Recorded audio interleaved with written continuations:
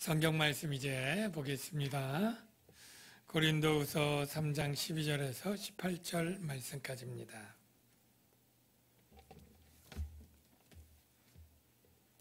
고린도후서 3장 12절에서 18절 말씀까지 교독하도록 하겠습니다. 제가 먼저 읽습니다. 우리가 이 같은 소망이 있으므로 담대히 말하노니 우리는 모세가 이스라엘 자손들에게 장차 없어질 것의 결국을 주목하지 못하게 하려고 수건을 그 얼굴에 쓴 것 같이 아니하노라.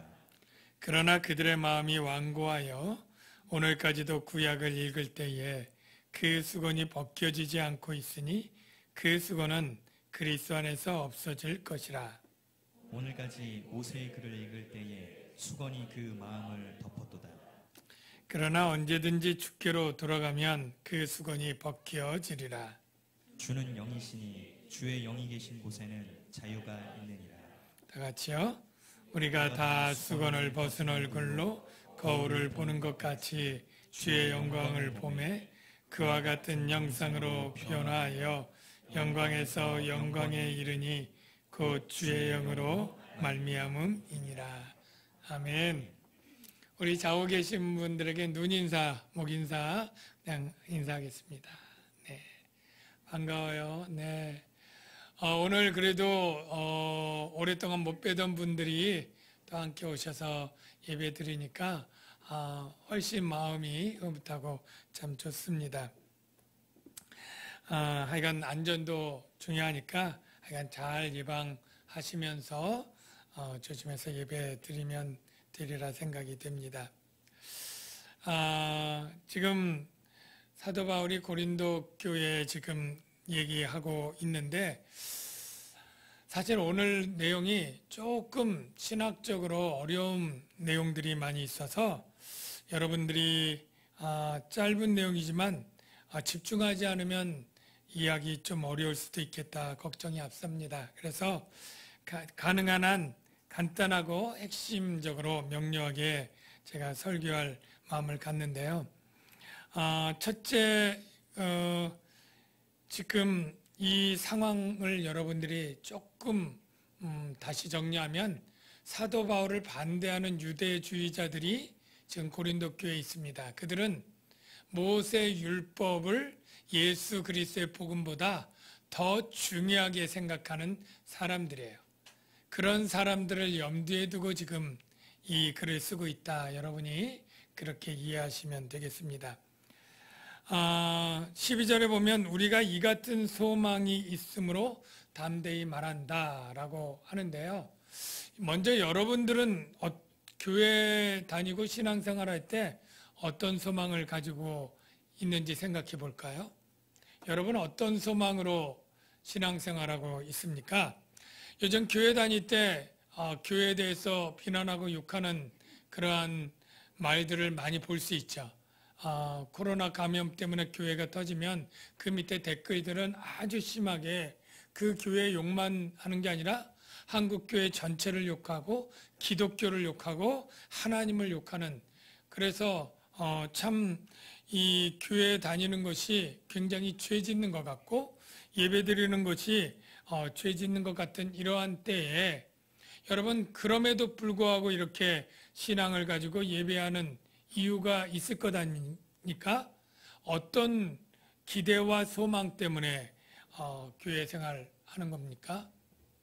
뭐 때문이죠? 생각해 보지 않았나요? 네. 한번 생각해 보세요. 나는 왜 어떤 목적으로 교회를 다니는가? 대부분 여러분들은 아마 구원이라고 정답을 낼 수 있을 거예요. 구원에 대한 소망 때문이다. 그런데 실제 구원에 대한 소망은 인식적으로 정답인 건 아니지만 대부분 적지 않은 그리스도인이 이 세상 살 때 하나님으로부터 복받아서 건강하고 평안하고 행복하고 어려움 없이 잘 사는 삶을 소망하면서 신앙생활하는 사람들이 적지 않을 거예요. 네. 그런데 사도 바울은 우리에게 이 같은 소망이 있으므로 담대히 선포한다라고 할 때 그 세상의 소망은 결코 아닐 겁니다. 바로 우리가 어떠한 소망을 가져야 되냐면 사도 바울이 같은 소망이어야 되는데 그것은 바로 하나님의 영광에 동참하는 소망이에요. 하나님의 영광. 여러분, 하나님의 영광에 동참하는 소망이 가장 복된 소망이고 그것은 구원받을 때 가능한 그 모든 복을 집약한 그 단어가 영광이고 하나님의 영광에 동참하는 복인 줄로 여러분 아시기를 바랍니다. 그런데 이 영광이란 단어가 우리가 참 많이 쓰고 익숙한 단어인데 정확한 뜻은 참 어렵지 않습니까? 영광, 뭔가요? 영광. 주의 영광 이곳에 가득해. 우리 찬양하고 영광 영광 할렐루야. 예. 하나님께 감사 영광을 돌립니다. 우리가 기도할 때나 찬양할 때나 표현할 때 많이 쓰는데 영광의 뜻이 정확히 뭘까요? 예.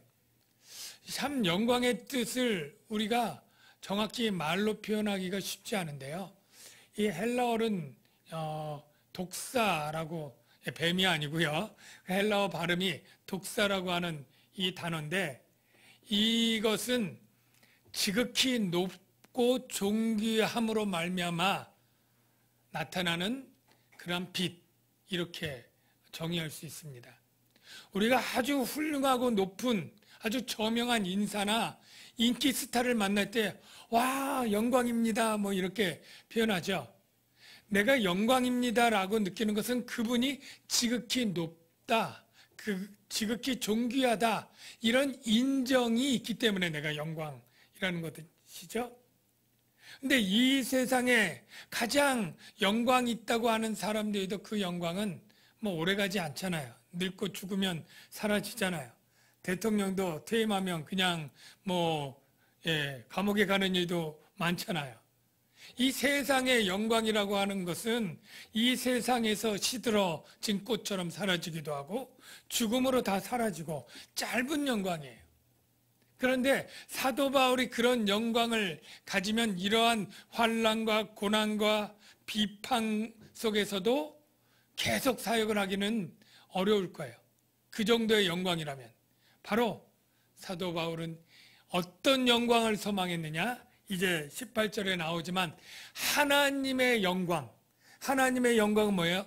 하나님처럼 높아지고 하나님처럼 존귀함으로 말미암아 빛을 내는 그러한 영광에 자기도 참여하게 되는 그 소망. 이 소망, 이 큰 소망이 있으니 웬만한 고난 이길 수 있잖아요. 누가 박해하고 테러를 해도 담대하게 복음을 선포할 수 있잖아요. 그래서 우리가 이 같은 소망이 있으므로 담대히 말하노니 이렇게 말하고 있는 거예요. 여러분, 저와 여러분은 바로 사도 바울처럼 새 언약의 일꾼이고 새 언약의 백성인 것입니다. 그래서 우리도 이러한 영광을 소망하는 자가 동일하게 되었습니다. 그래서 저와 여러분은 아까 흔히 가졌던 세상의 소망, 그건 나쁜 건 아니에요. 그것도 가질 수 있지만 그 정도 세상 소망 말고 바로 바울이 가졌던 소망처럼 하나님의 영광에 동참하는 그 소망을 다 가지시기를 바랍니다. 두 번째로, 그 다음에는 담대하십시오. 세상이 교회를 미워하고 어떻게 욕을 하고 우리의 믿음을 흔들 거예요. 저는 이 코로나로 지금 4개월, 5개월 되면서 걱정인 것이 우리 그래도 믿음 있는 우리 성도님들은 영상 예배를 드리고 이렇게 해도 다 믿음을 지키고 다 구원받고 천국 갈 거라고 믿습니다. 그런데 이제 막 예수 믿어볼까? 교회가 어떤 곳이지? 이러면서 교회 들어온 사람 있잖아요.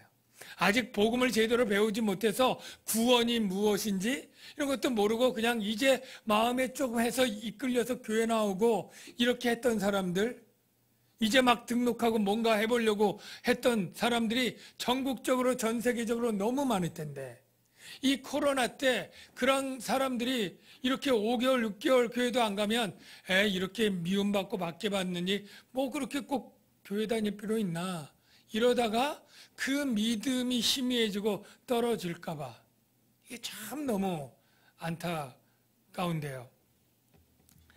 사도 바울이 고린도 교회 전서에 해준 말씀을 다시 한번 우리가 묵상하면서 그 주제를 마치려고 하는데요. 고린도전서 15장 58절에 이렇게 말씀했죠. 형제들아, 견실하며 경고하며 흔들리지 말고 항상 주의 일에 더욱 힘쓰는 자들이 되라. 우리 주의 일은 이제 하나님의 영광을 소망하며 일꾼이 되는 건데, 중요한 거 경고하여 흔들리지 말라는 거예요. 예. 두려워하지 말고 염려하지 말고 낙심하지 말고 담대히 믿음의 길을 걸어가라 하는 내용이 있는 것이죠. 여러분, 담대하시기 바랍니다. 세상이 우리의 믿음을 흔들고 기독교를 욕하고 하나님이 없다고 뭐 이렇게 해도 흔들려서는 안 돼요. 믿음을 굳건히 지키고 담대하게 하나님의 영광을 소망하면서 믿음의 행진을 하시길 주의 이름으로 축원합니다. 그 다음 13절부터 내용이 조금 어려운데 한번 13절 먼저 보십시오. 우리는 모세가 이스라엘 자손들에게 장차 없어질 것의 결국을 주목하지 못하게 하려고 수건을 그 얼굴에 쓴 것 같이 아니하노라. 사도 바울은 지금 모세 사역을 중요시 여기는 유대 교사들을 지금 빗대서 우리는 모세가 수건 쓴 것 같은 사역을 아니한다, 그렇게 얘기를 하는 겁니다. 그럼 모세는 왜 수건을 썼습니까?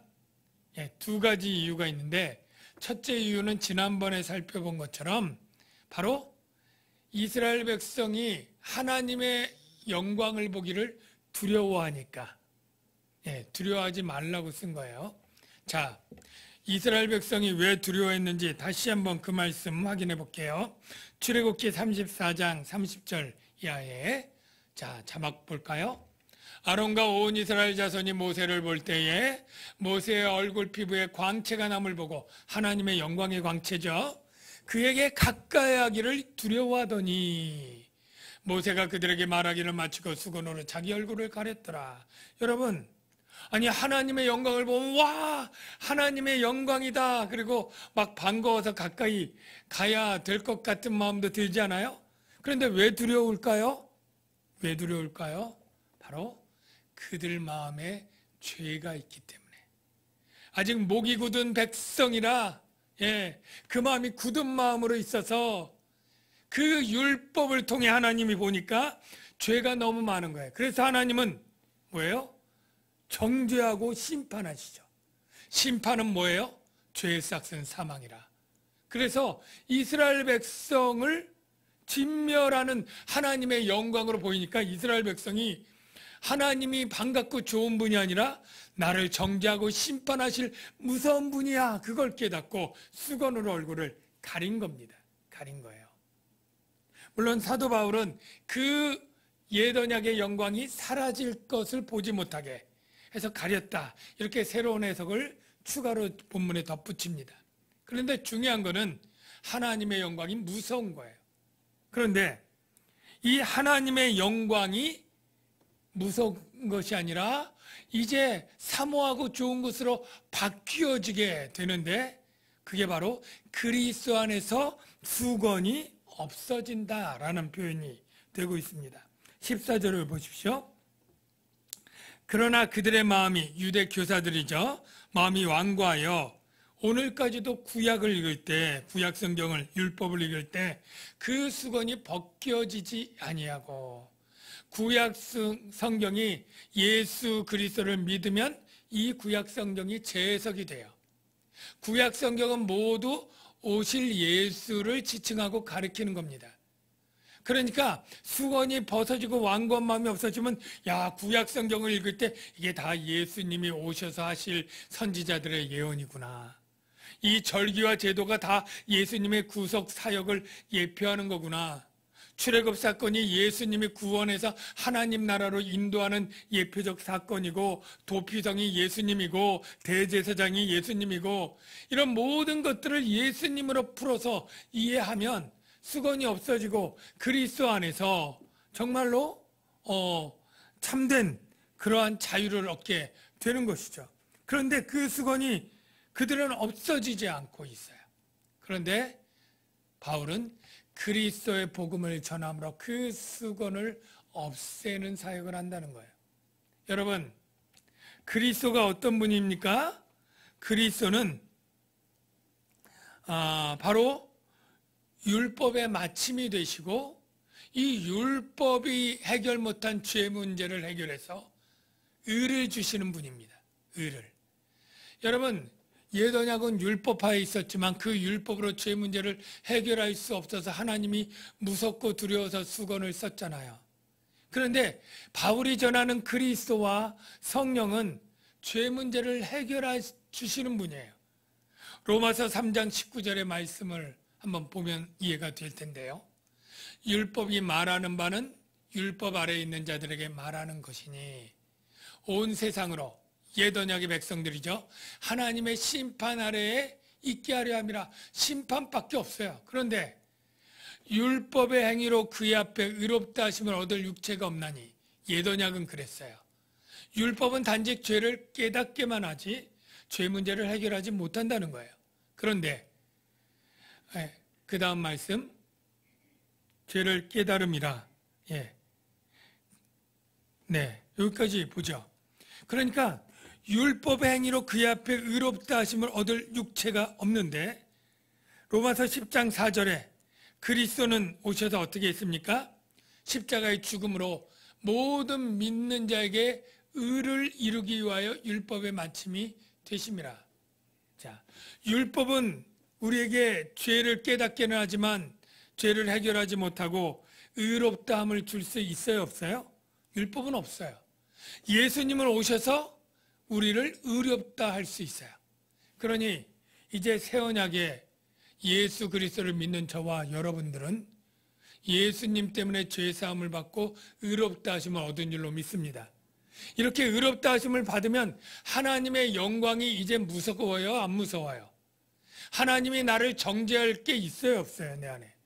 죄가 사라졌으니 정죄할 것도 없고 심판도 없어요. 그러니 하나님이 무서워 이게 아니라 수건으로 가려줘 이럴 필요가 없이 수건은 벗겨지고 하나님을 마주 볼 수 있게 되는 거죠. 바로 사도 바울의 복음 사역은 수건을 치우고 하나님을 마주 볼 수 있게 그런 자유를 준 사건인 거예요. 그래서 15절 보면 유대 교사들은 오늘까지 모세의 글을 읽을 때 수건이 그 마음을 덮었도다. 아직도 예수 그리스도 안에서 하나님을 두려워하는 그러한 상태에 있는 거예요.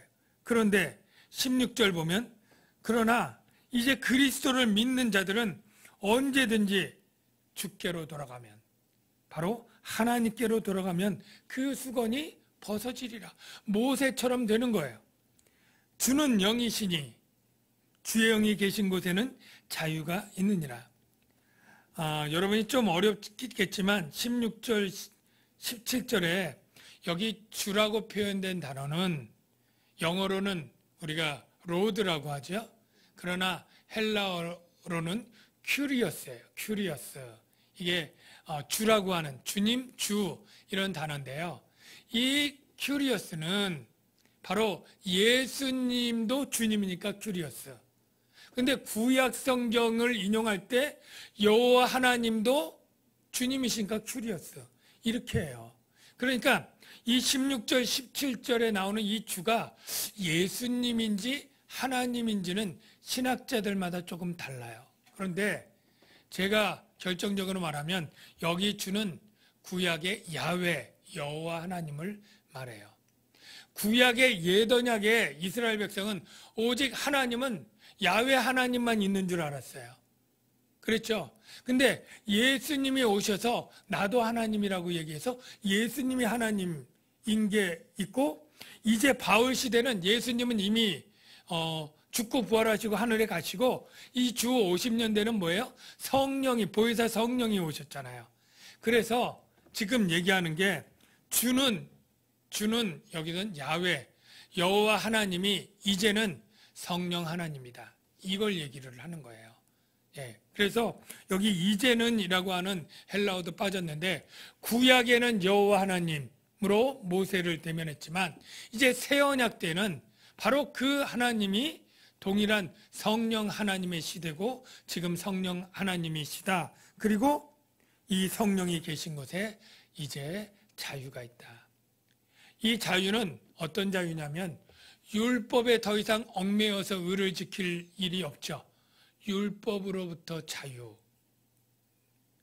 그리고 그래서 율법을 어겨도 정죄당할 일이 없죠. 율법의 정죄로부터 자유. 이게 바로 이 자유가 해당이 되는 거고요. 그런데 또 하나 우리가 율법을 지킬 자유가 있다. 이렇게도 표현을 해요. 아니 이 말이 조금 어려워요. 아니 우리가 율법을 지키려면 뭐 지키지 못하게 하는 사람도 없는데 뭘 지키면 되지 그게 무슨 자유야? 그렇게 생각할 수 있잖아요. 그런데 우리가 옛 언약에 있을 때는 그러니까 새 언약의 성령을 받지 못할 때는 율법을 지키고 싶어도 지키지 못하는 그런 죄성 있는 인간이라는 걸 알아야 돼요. 그 표현이 바로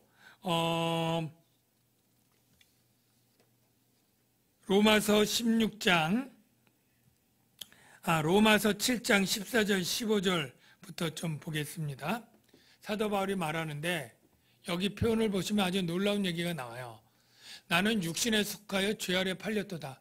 내가 죄 아래 팔렸는데 그러면 어떻게 되느냐면 내가 행하는 것을 내가 알지 못하겠다. 좀 이상한 말이에요. 근데 이게 뭐냐면 내가 원하는 것을 행하지 아니하고 내가 하나님의 법대로 살아야지. 예?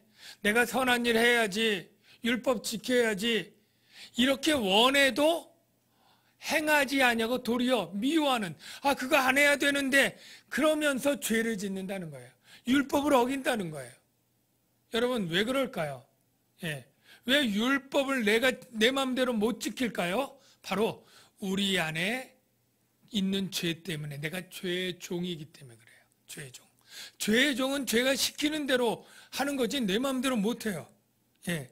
로마서 6장 17절 보십시오. 너희가 본래 죄의 종이더니. 죄의 종이 뭐예요? 죄가 주인으로 시키는 대로 나는 제가 뭐 탐심을 가져라 그러면 탐심을 가지고 음란해라 그러면 음란하고 욕심을 가져라 그러면 욕심 갖고 이렇게 결국 율법을 어기고 죄의 종이 우리 본질이라는 거예요. 그런데 죄의 종이더니 너희에게 전하여 준 바 복음이겠죠. 교훈의 본을 마음으로 믿어 복음 믿었더니 순종하고 그랬더니 죄로부터 해방되어 의에게 종이 되었느니라. 죄로부터 자유를 얻는 거죠. 그래서 우리가 자유를 여러 가지 개념으로 있을 수 있는데 바로 죄 안 지을 자유 그리고 죄를 지어도 정죄당하지 않을 자유 이게 바로 하나님이 우리에게 주신 자유예요. 죄를 안 짓고 율법을 지킬 자유 혹 죄를 지어도 예수 그리스도 때문에 정죄당하지 않고 율법에 얽매이지 않을 자유 이런 자유가 있는 거예요. 여러분 자유를 받았다고 하는 것이 복이라고 느껴지십니까?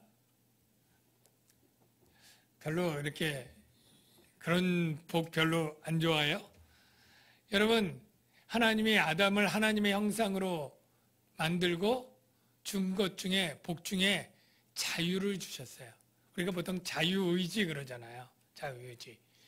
이 자유를 주셨을 때 그 자유 때문에 물론 선악과를 따먹기도 했습니다만 어떤 사람은 그래요. 하나님 아담에게 자유의지를 주지 말고 그냥 순종만 하도록 그냥 그렇게 하면 불순종하고 선악과를 따먹는 일도 없었을 것이고 그래서 우리가 인류가 죄악 가운데 고통하고 사단의 종이 되는 일도 없었을 것 아닙니까? 왜 자유의지를 주셨나요? 이렇게 조금 원망스럽게 질문하는 경우 있어요. 여러분 오해하지 마십시오. 자유는 우리 인간에게 주신 가장 큰 복이고 우리를 존중해서 주신 것입니다. 만일 하나님이 우리를 로봇처럼 그냥 프로그램에 의해서 순종만 하도록 하나님을 경외하고 찬양하고 높이고 찬송이 되게 그런 아예 AI 로봇 프로그램처럼 했으면 우리가 눈 뜨고 일어나자마자 하나님 앞에 가서 하나님 안녕히 주무셨습니까? 오늘의 할 일은 무엇입니까? 그래서 하는 일대로 다 하는 로봇처럼 되고 하나님 이제 뭐 안녕히 주무십시오. 그리고 찬양하고 훌륭합니다. 뭐 사랑합니다. 뭐 하도록 했다면 로봇에게 받는 찬양과 경배가 하나님이 뭐가 기쁘겠습니까? 네. 그리고 그것은 우리 인간을 단순히 로봇처럼 만드는 것이지 존귀한 자로 대우하는 것이 아닌 거예요. 여러분 쉽게 이해하기 위해서 제가 회사 사장이에요. 근데 어디서 아주 유능한 인재를 스카우트했어요. 그러면 내가 그 사람을 똑같이 다른 사원이 하는 일과 다른 사람이 하는 시간에 그렇게 한다면 얼마나 낭비고 그 사람을 대우하지 못하는 것입니까? 저 같으면 그럴 거예요. 우리 그 유능한 직원에게 회사를 위해서 일하되 모든 시간과 일과 모든 것을 자유로 결정하십시오. 예. 주말에 일하려면 주말에 하고 주중에 일하려면 주중에 일하고 집에서 일하는 게 편하면 집에서 회사에서 일하면 회사에서 시간과 장소 그리고 이 일에 필요한 모든 재정을 쓰는 것을 자유로 쓰십시오. 이게 그 사람을 가장 존중해주고 신뢰해주는 것 아닙니까? 바로 우리는 율법의 얽매였고 바로 죄의 종이었고 이럴 때 하나님이 바로 아담보다 더 자유로운 성령 안에서 자유로운 자로 우리를 해방시켜 주신 거예요. 이게 바로 새 언약 성령의 시대에 주님이 주신 자유인 거예요. 여러분이 하나님을 예배하는 것도 자유로운 감동으로 하나님께 나와서 예배하고 찬양하고 물론 집에서 온라인으로 드릴 때도 여러분이 자유로운 마음으로 하나님을 공경하고 사랑하고 찬양하는 마음으로 드릴 때 하나님이 그 예배를 기뻐하시지 않겠습니까? 억지로 안 하면 몇 대, 뭐 때린다고 해서 애를 뭐 넣거나 아니면 뭐 조건부로 뭐 어떤 용돈을 주거나 뭐 벌을 주지 않거나 이런 걸로 예배 드린다면 그것은 정말로 율법하에 있는 종과 같은 신앙생활이고 하나님은 그걸 기뻐하지 않는 것이죠. 바로 성령 안에 자유를 주신 거예요. 여러분 자유를 가지고 살아가고 있다는 것을 여러분 기뻐하시고 감사하시기를 바랍니다. 그리고 주의 성령이 있을 때 18절 이제 마지막으로 우리가 다 수건을 벗은 얼굴로 구약시대는 모세만 수건을 벗었잖아요. 이스라엘 백성은 다 두려워서 하나님 보지 못해 수건으로 가렸잖아요. 그런데 이제 새 언약의 성령의 시대에는 우리가 다 모세처럼 수건을 벗은 것처럼 거울을 보는 것처럼 주의 영광을 대면할 수 있게 됐어요. 왜? 하나님이 나를 정죄하고 심판하는 분이 아니시니까. 예.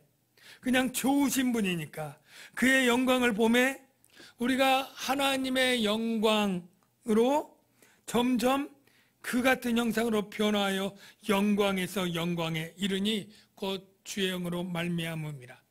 우리가 하나님의 영 성령이 딱 들어왔을 때 하나님의 영광이 우리에게 시작이 돼요. 그리고 우리가 성령의 인도함을 따라 살아가면서 나는 더 영광스러운 존재가 되어가요. 이거를 이 세상 사는 동안에는 성화라고 말합니다. 더 영광스럽고 거룩하게 됨. 그러나 완전하진 않죠. 그러나 성령께서 우리를 성령의 열매를 맺게 하면서 점점 하나님 닮아가는 형상으로 만들어 갑니다. 여러분의 외모가 아니죠. 오히려 여러분의 성품이죠. 성령으로 맺는 사랑과 온유와 인내와 자비와 용서와 성령의 열매를 맺는 게 하나님을 닮아가는 것이고요. 저는 그래서 여러분들이 혹여라도 우리 교단의 교리가 한번 구원받으면 구원이 취소되지 않는다. 마치 구원은 따놓은 당상과 같다라고 하는 것이 야 이제 구원받았으니 막 살아도 되는구나. 죄 져도 되는구나. 이렇게 오해해서는 절대 안 된다는 것을 말씀드려요. 그럴 수도 없어요. 성령이 정말 계시면 성령이 우리가 죄를 지을 때마다 고민하고 탄식하고 근심하고 우리를 육신으로 행하지 않고 하나님의 거룩한 삶으로 이끌어 가시기 때문에 우리는 그렇게 막 살 수가 없어요. 오히려 성령의 인도함에 따라 열매를 맺어가는데 그 표현이 이 말씀으로 하면 그와 같은 형상으로 변화하는 거예요. 여러분, 여러분의 삶이 하루하루 1년 1년 다르게 하나님의 영광의 빛을 더 비춰내는 그런 성화의 삶이 되시기를 바랍니다. 그래서 맨 끝에는 어떻게 돼요? 영광에서 영광으로 이르니, 이 마지막 영광은 하나님의 영광이에요. 여러분, 우리가 하나님의 영광이 지극히 높고 지존하신 것 아니에요? 어느 정도일까요? 하나님의 지존하신가 높음이. 그것은 바로 우리가 하나님의 보좌에 앉아서 세세토록 왕노릇하는 것인데, 그 영광을 우리가 요한계시록에 보면 새 예루살렘 성 얘기 듣죠? 우리가 새 예루살렘은 우리가 거기서 살 좋은 집인가 보다 이렇게 생각을 하기 쉬운데 그게 아니라고 그랬죠? 새 예루살렘 성은 바로 신부된 교회를 뜻하는 거예요.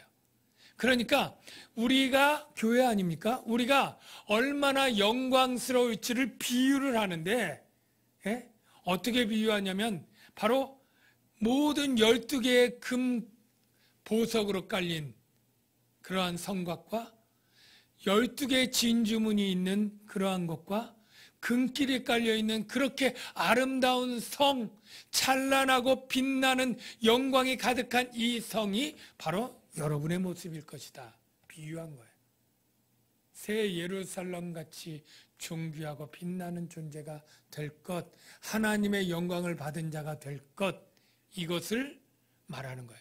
그래서 사도 바울은 12절에 우리에게 이 같은 소망, 영광에서 영광으로 변화하여 하나님의 영광에 이를 소망이 있으니 어떠한 환난과 시험이 있어도 담대하게 나의 길을 가련다. 복음을 선포하며 새 언약의 사역자 일꾼이 되련다. 여러분도 이 영광을 같이 갖기를 바랍니다. 우리가 이 영광을 소망하며 살기를 바라고, 바로 성령으로 말미암아 그렇게 되었다는 것 깨닫고, 그런데 머나먼 영광만을 소망하지 말고 오늘 하루하루 성령으로 성화되는 삶, 영광에서 영광으로 성숙한 변화의 삶, 그 삶을 살아가는 여러분 되시길 주의 이름으로 축원합니다. 기도합니다. 하나님, 새 언약의 백성이 되어서 예수 그리스도로 말미암아 의를 얻고 성령으로 말미암아 거룩한 영광의 길로 가게 하시니 참 감사합니다. 우리가 세상 사람이 알 수도 볼 수도 없는 이러한 놀라운 영적 진리를 가졌으니 담대하게 흔들리지 않는 믿음으로 승리의 길 걸어갈 수 있도록 도와주시옵소서. 우리에게 이러한 놀라운 일을 하신 성령 하나님 감사합니다. 찬양합니다. 이 시간에 성령이 오셨네 같이 우리 찬양으로 고백하겠습니다.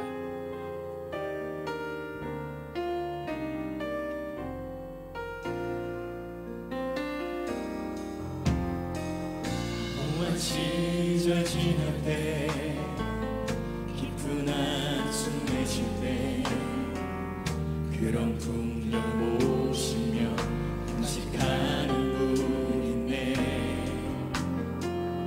고와 같이 너희를 버려두지 않으리. 내가 너희와 영원히 함께하리라.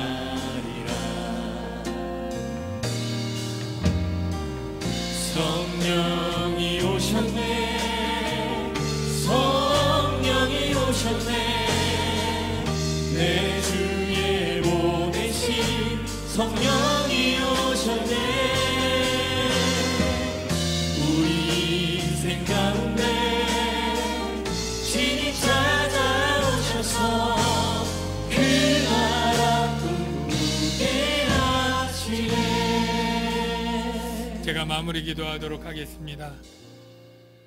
성령님 보내주셔서 우리를 새 생명 가운데 살게 하시고 우리를 하늘의 영광을 소망하며 거룩한 삶을 살아가도록 이끌어 주시니 참 감사합니다. 이 성령 안에서 누리는 자유와 영광에 대한 소망을 우리가 분명히 기억하고 확실히 이해하고 흔들리지 않는 믿음의 길을 걸어갈 수 있도록 인도해 주시옵소서. 예수님의 이름으로 기도하옵나이다. 아멘.